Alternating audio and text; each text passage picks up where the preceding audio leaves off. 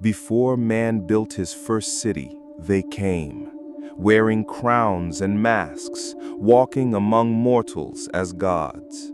The people bowed, they lit fires, they gave their blood. But these were no gods. They were exiles, rebels older than the dust beneath our feet. Yet the true Creator did not remain silent.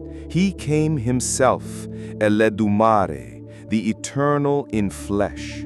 And so began the war, the nightmare of the gods. The wind moved over an endless ancient land, slow, cold, and heavy with the weight of a silence older than memory. The world was raw, unshaped, breathing in the quiet rhythm of creation. No cities yet scarred the earth, no towers reached for the sky, no language carved its sound into the air. It was the age before the first word, before the first heartbeat of civilization. The earth lay under a canopy of unbroken stars, and the soil still remembered the footsteps of the Creator's own shaping hands. But tonight, something shifted. The silence didn't end, it deepened, as if the world itself sensed something moving toward it. From beyond sight, beyond time, beyond the veil of human knowing, they came. Not as a storm roaring from the heavens, not as fire tearing through the clouds. They came quietly, so quietly that even the wind seemed afraid to whisper their arrival. Through the mists of a time before memory, they stepped into the world, their shapes half hidden, their faces veiled in masks that gleamed under starlight. They wore crowns as if they had been born to rule, yet none of them raised a sword in conquest. No armies marched before them, no banners waved, and yet, where their feet touched the ground, men and women fell to their knees, trembling, not out of fear, but awe. They came as gods, the god of thunder, the god of war, the god of beauty, the god of harvest, the god of death, and others, strange, nameless, their power radiating like heat in the dead of winter. Each carried an unseen weight, an authority that bent wills without a word. But their eyes betrayed something darker. They were not saviors. They were exiles, remnants of a rebellion so ancient that even the dust beneath our feet would not remember it. Banished from a realm beyond sight, they walked among mortals as predators cloaked in divinity. Their smiles were beautiful, their voices like rivers, but behind it all was a hunger that could not be quenched. The people, simple, unguarded, looked upon them and saw salvation. They built altars of stone and fire. They sang songs of worship. They lit the night with flames that painted the sky in colors of devotion. And the false gods accepted every offering with hands outstretched and demanded more. Not gold, not grain, not wine. They demanded blood. Sacrifice after sacrifice stained the earth, the soil drinking deeply as if the ground itself had been taught to crave it. The air trembled with chants, with cries, and then the sharp, echoing silence after the blade fell.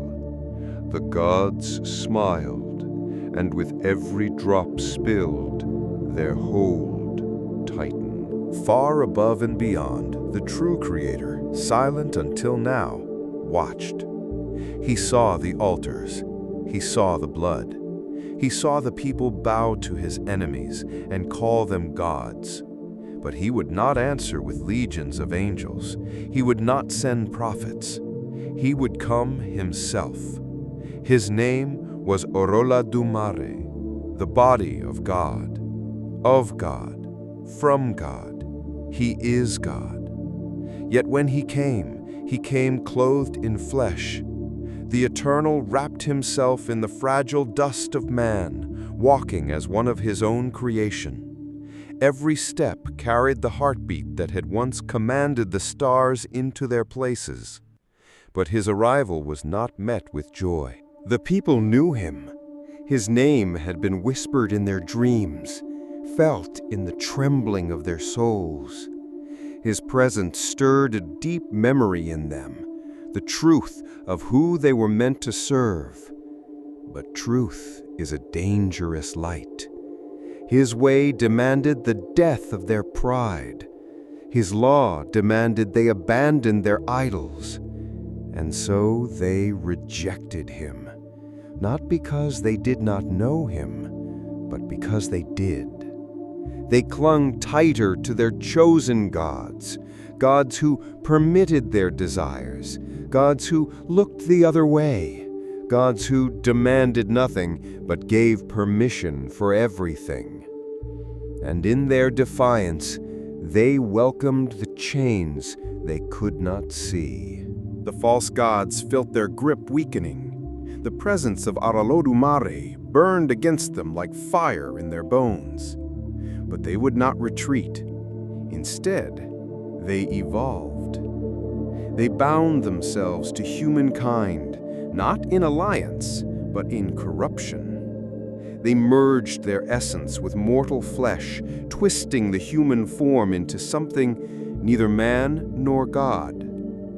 From this unholy fusion rose the Abami, the Nephilim, creatures of impossible strength, unnatural beauty, and dark dominion. Some sat on thrones as kings and queens, ruling nations with velvet hands and iron wills. Some stood before crowds as beloved influencers, heroes, and visionaries.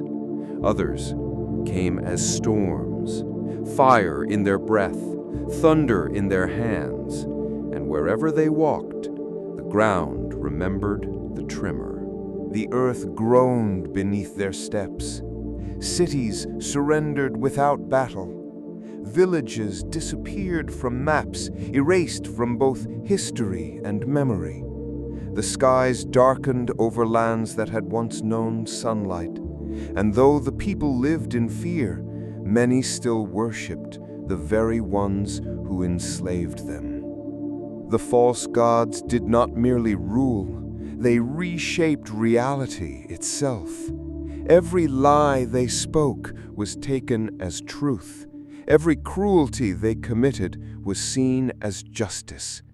The world began to fall, not in one great collapse, but in slow, silent submission.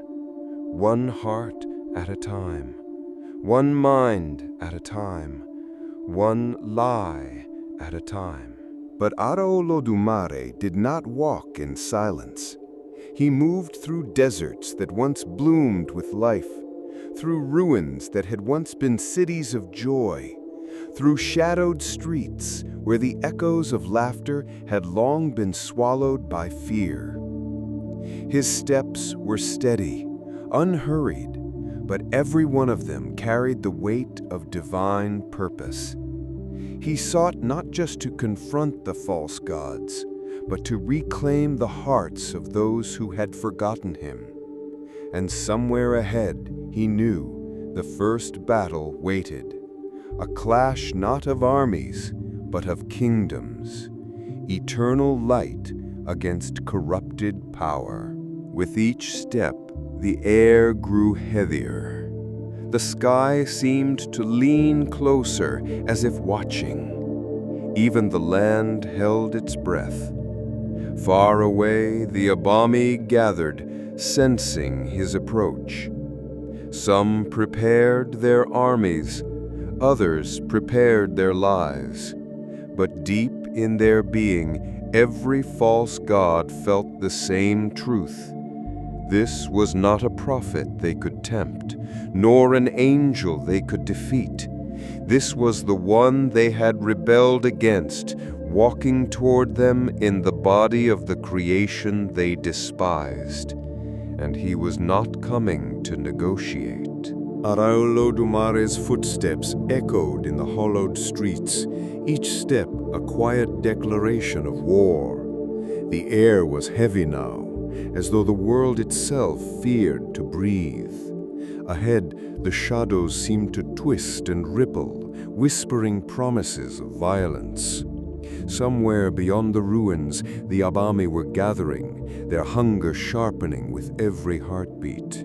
The ground trembled, not from his steps, but from something approaching. A rumble, a growl, a voice that was not human. The last of the sun's light bled away, plunging the horizon into black. His eyes lifted, not in fear, but in resolve. The war had begun, and the first blow was moments away. The fall of the gods was only the beginning. In Chapter 2, the hunt begins.